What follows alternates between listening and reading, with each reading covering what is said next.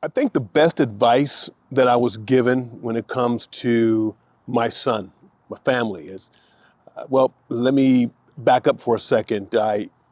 In addition to being a motivational speaker, I own a security firm.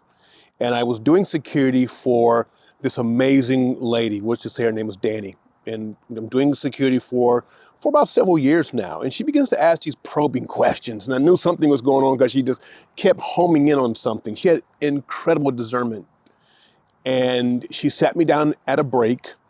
And I believe I was scheduled to go somewhere with her, maybe for like an extended period of time, maybe like 3 or 4 days or a week somewhere out of another state or in another country. And she sat me down and she began to home in on my family with that radar discernment.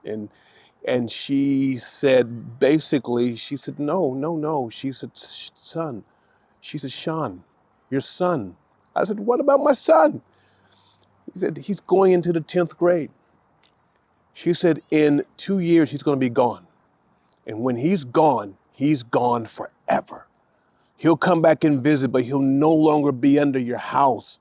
She said, cherish these moments.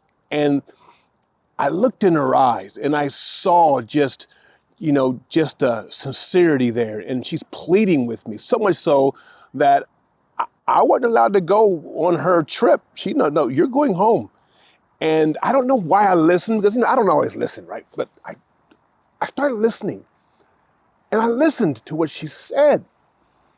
And I started pouring into my son. We had an okay relationship, but it wasn't what I wanted. And I started just pouring into him every day, just me and him going to breakfast, talking, hanging out, being intentional.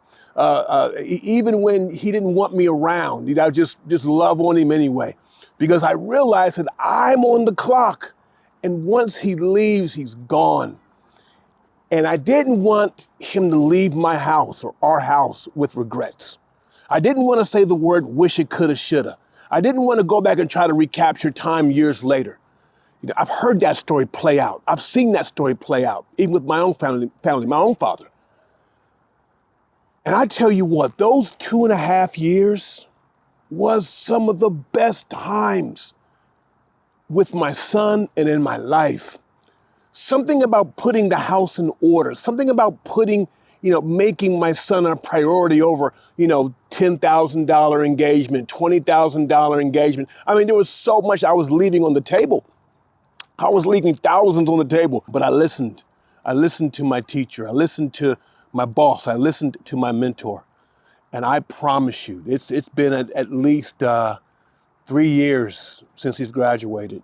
And I look back on that time and our relationship gelled to a whole new level.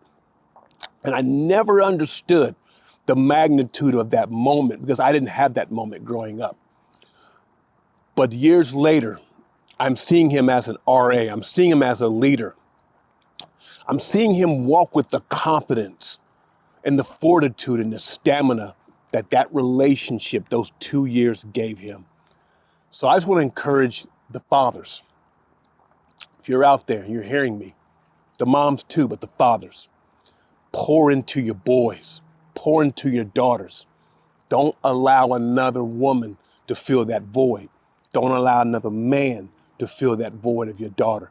Pour into them. Spend time, even if they're like upset and angry, like I want to hang with you. No, it doesn't matter.